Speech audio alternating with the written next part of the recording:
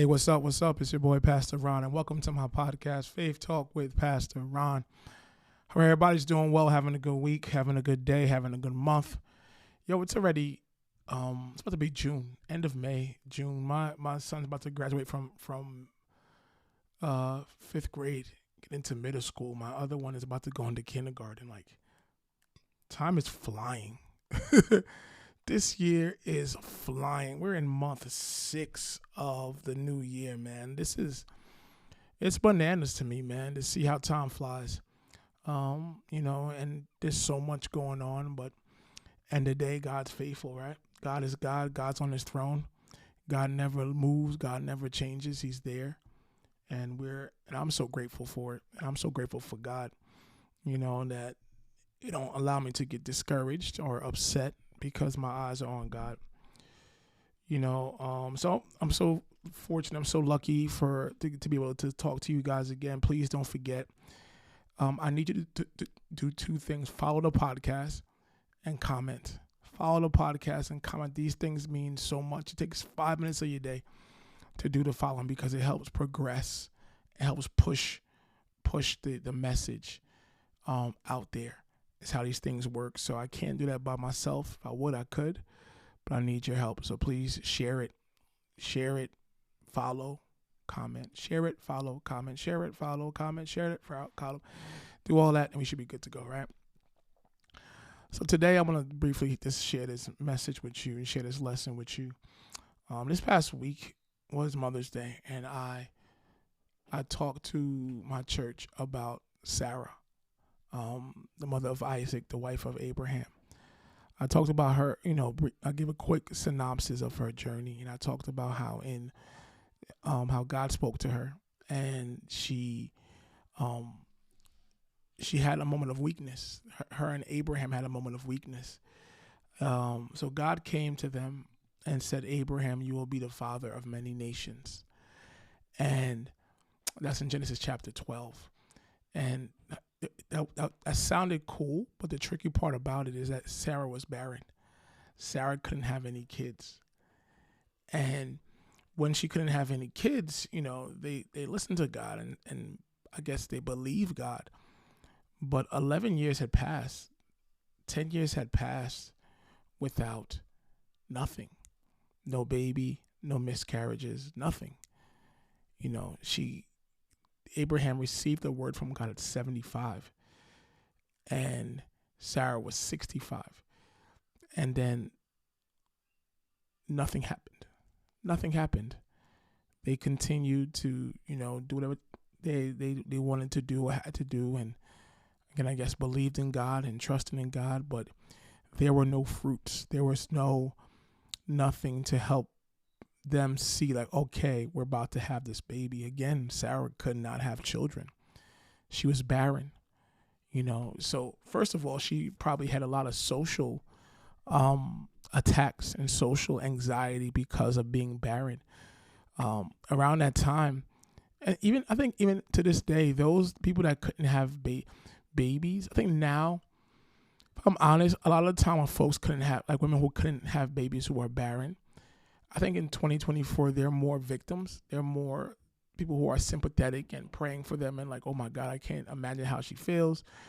She could adopt. But during that time, being barren was like a curse.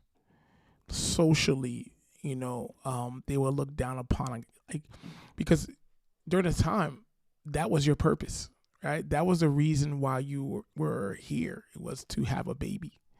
So if you cannot have a baby, so what's the point of you being around? Like that's literally what like. What do you do if you can't have any children? So they were often frowned upon because of their behavior. And so they spent 11 years waiting on God. 11 years, bro. Like I can't wait on God for 11 minutes. I need God to give me the word and to act upon it immediately. But 11 years of them waiting on God, and nothing happened. And in their moment of weakness, in their moment of doubt, I would say, they decided to enlist their servant Hagar And Sarah said to Abraham, yo, go to our servant Hagar and have a child with her. Obviously, I can't have any kids. And God said that you're going to be the father of many nations. So let's help out God and let's use Hagar to be the one to bear you children, because obviously I cannot. And so at 86 years old, Abraham had his first son by the name of Ishmael with his servant Hagar. And Ishmael is the father, for you Bible nerds and historical nuts, but without going into it too deep, but Ishmael is the father of the Muslim faith and the Arab countries. Despite Ishmael not being the first son with Sarah and Abraham, God still made sure that a promise over Ishmael came forth. So Abraham had the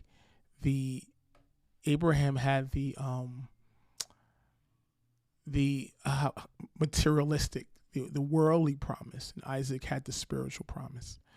This is why in the Muslim countries, in the Arab countries, you see oil, you see so much money in these countries because of the promise over Ishmael. There's very few, if any, Arab countries that are poor. They are naturally have a source of money. The oil is in their land, and various other resources and materials are in their land. This is why they have so much money in countries like Saudi Arabia and Dubai, etc., etc. It's because of the promise of over Ishmael. But, we're not going to talk about Ishmael, the Muslim faith, but I want to focus on Abraham and Sarah. I call Sarah an unexpected mom. Like, she had no aspirations of being a mom, because when you look at her situation naturally, that child would not come to pass.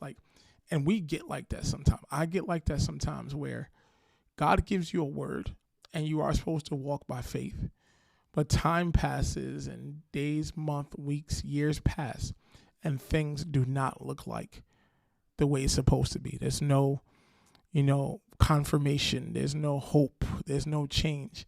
Like, God gives you the word, and it's just like sit on the word and wait, and it's tough, right?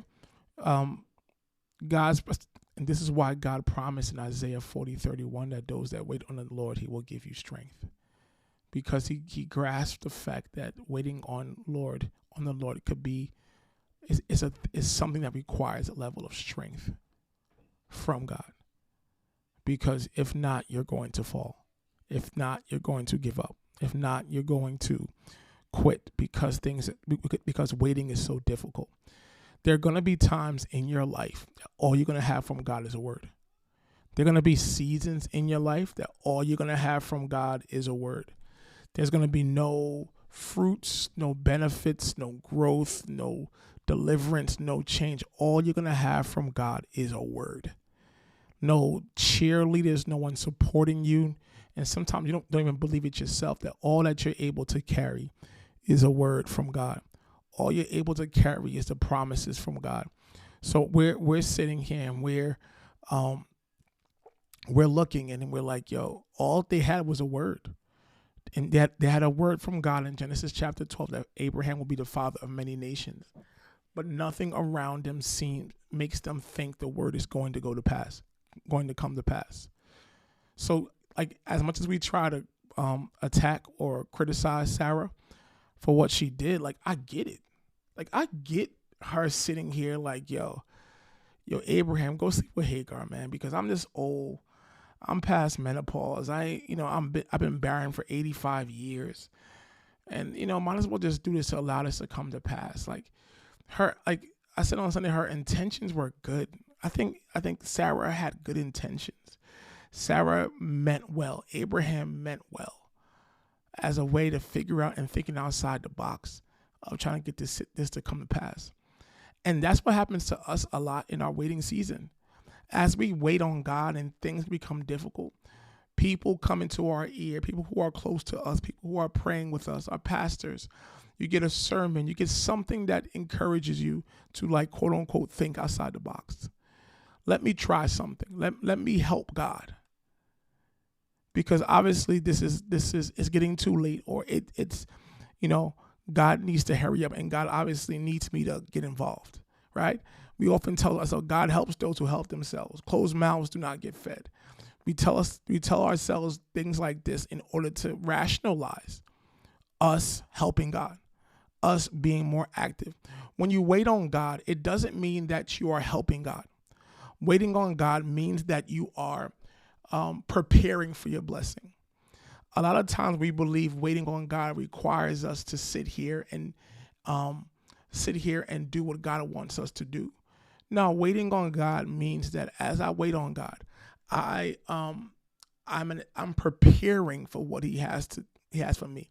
I'm not helping God. I'm not trying to be God. I'm not trying to do God's job. But my faith in God and me actively waiting for God is preparing for my blessing, preparing what I'm praying for. I believe that God has said you're gonna own a home. What does Ron do? Ron fixes his credit. Ron starts saving some money. Ron downloads the Realtor app to look to see if any houses pop up. Ron talks to a loan officer, gets in touch with a realtor. These are the things that you must do in order for you to actively and wait the way the Lord comes asks for you to do. Waiting for God does not mean that you are sitting here and you are taking God's place and you're trying to figure things out. And a lot of us, the reason why we're like this, because that's all we know. Like, all we know is to figure things out. We don't have help. I come from a line that a lot of what we do, we got to figure out. I wasn't born with a silver spoon in my mouth, or I didn't come from a rich family that had a lot of resources. I came from a blessed family, but not a rich family. So a lot of things that we do, like, you have to figure it out. I've been working since I was 17. That's 28 years of my life I've been working. That was out of work for 2 years, right? 2 years. I was out of work. 2 years out of work. So I'm sitting here outside of that from 17 to I'm going to be 45, Lord willing, in September. I've worked. Because if I want something, I have to get it. So many of us, especially like us immigrants or coming from immigrants, we have just a mentality, like an approach where it's like, yo, I need you to figure things out. I need you to tell, you get busy. You can't just sit here and sit on your behind and do everything. Like, what are you doing? And this, what are we doing, often turns into us helping God. What are you doing should be preparing for it. Okay, God said, I'm having a child. I'm going to sit here and I'm going to start picking out clothes, picking out names. Whenever that child gets here, I'll be prepared. I remember we were praying early on in my marriage. We wanted to have a child, and we thought, all you got to do is have sex and kids come, and it wasn't that simple. We sat there, we were having sex and doing everything, and nothing happened. So like, yo, what's going on? And my wife, she had different things going on with her body that made it even less likely for her to have children. And we were like, yo, this is crazy. So then we sat there, and then eventually we prayed and we fasted and we gave and we did whatever we were supposed to do. We trusted God. And eventually that child came. And weeks later, my wife had a miscarriage. God took that child away. And I was like, yo, dang, that's crazy. Like, that's messed up. Like, me, God, I'm sitting here preaching for you. Like, how can you do that to me, dog? That's messed up. But eventually we sat there as we were crying and we were waiting on God. God sent a prophet, and the prophet said, I see a baby coming. And then we said, okay. So then what we did was we bought children clothes. I want to say we bought clothes for a girl and a boy. But even before anything happened, we believed, we prepared for it. We believed in God, and we had an act of faith. That as we waited for God, we prepared for our child to come, that we bought clothes for our child. And months later, we had our first son, Noah Isaac, right? And the reason why we called him Isaac was because The word Isaac is like God. It says like he who laughs or she who laughs. And when we heard that prophecy, I believe the prophet said, or the pastor said, that God's about to make you laugh with your Isaac.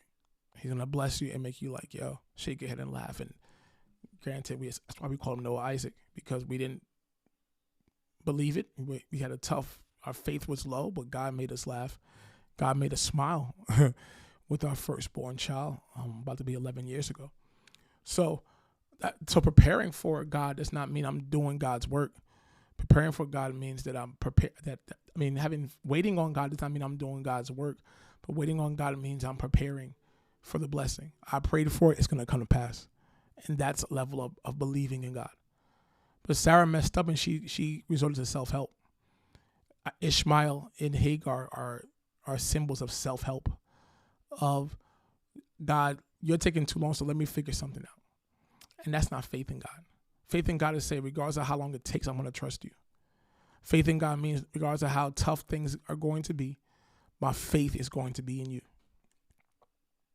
And that is what is needed to grow. That is what's needed in order for us to get to a place to see God. And if you look at the book of Genesis chapter 17, you see the birth of Ishmael. Like I said, Abraham was 86 years old. If you go to the very next chapter 18, it says Abraham was 99 years old. 99. Which means that God didn't speak to Abraham for 13 years. Likelihood was because he did not have faith in God and did not wait on God and resorted to self-help. He resorted to saying, God, listen, I got this. And a lot of us do that. Like God said, God tells you and gives you instructions, God, I'm going to give you a husband. Just wait on me. And instead of you getting your weave right or getting in the gym and preparing yourself and going through magazines and figuring out tuxes and going through the next step, saving your money, you sit here and go to the club. You sit here and go here, God. But are you following the instructions of God? If God said go to the club to find your husband, that's a different situation.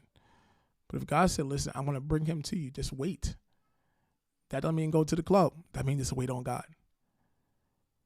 And what's blocking your blessing, what's blocking your Isaac is self-help. Because one of the things that God told Abraham and Sarah to do was that they had to leave. They had to, in essence, tell Ishmael and Hagar to leave the house. So God is not going to bless you until all the self-help in your life is gone. What's blocking your blessing, what's blocking your Isaac, what's blocking your promise is that you're still holding on to things that you created yourself or that you did yourself. Ishmael and Isaac can't be in the same house. Ishmael is self-help. Ishmael is a symbol of a lack of faith. Ishmael is a symbol of not waiting on God. Ishmael has to leave in order for Isaac to get there.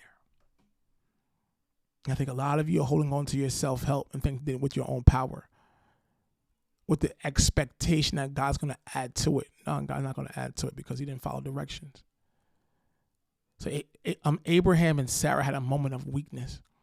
And the fact and their lack of faith did not simply come forth or was not only expressed through a place of doubt and complaining, but their lack of faith was expressed through them trying to help themselves by trying to do things out of their own power, by trying to do things out of their own might and boxing out God.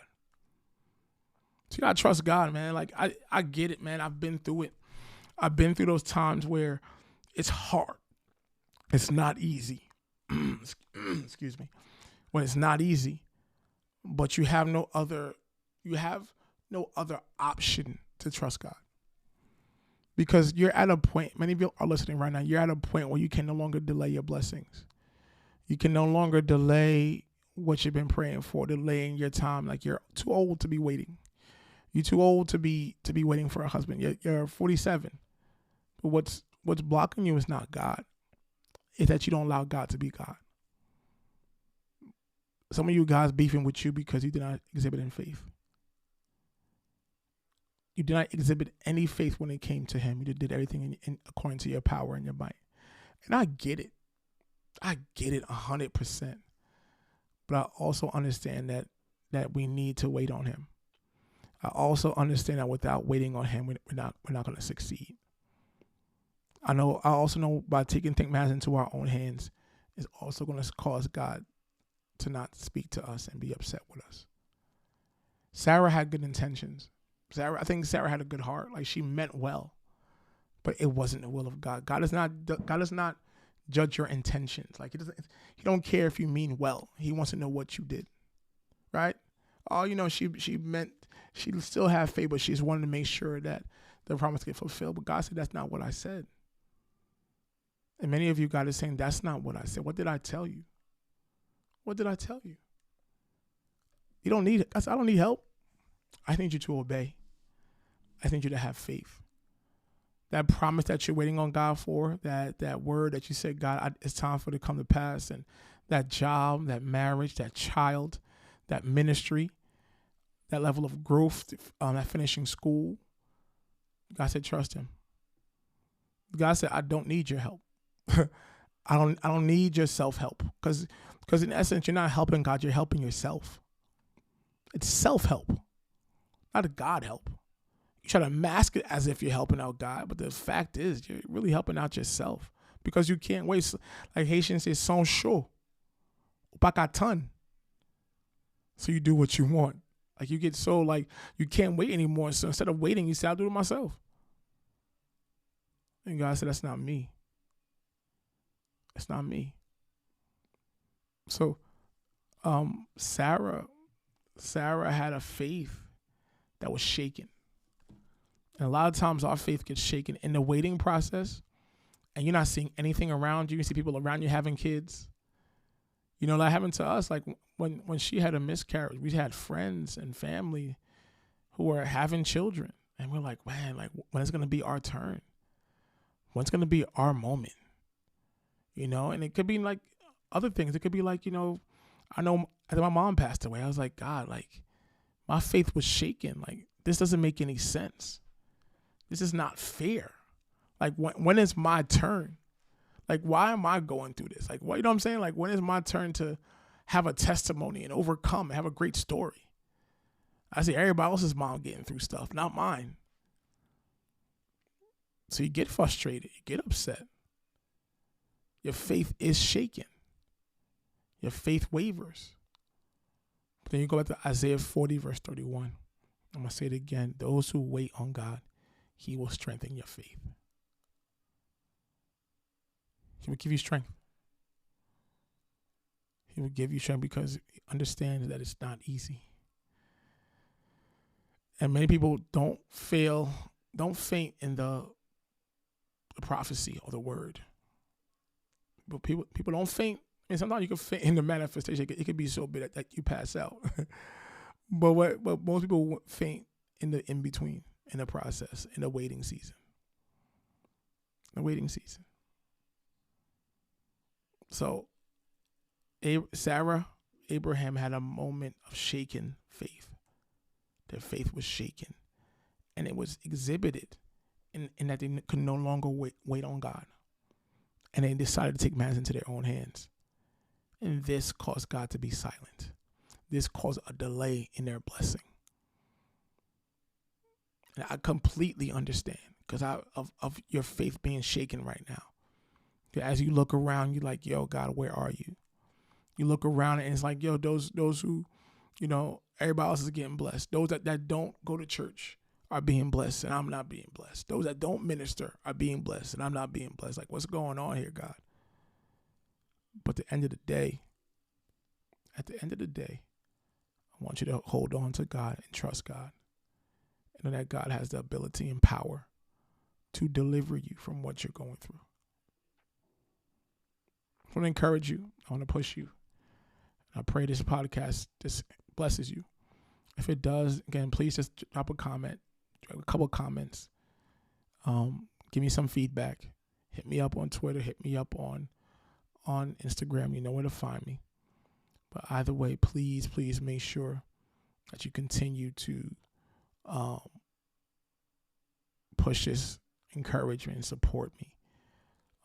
This message I want to get out. So share with a few friends, those that you know that are going through things, or those that you don't know, because people are suffering in silence.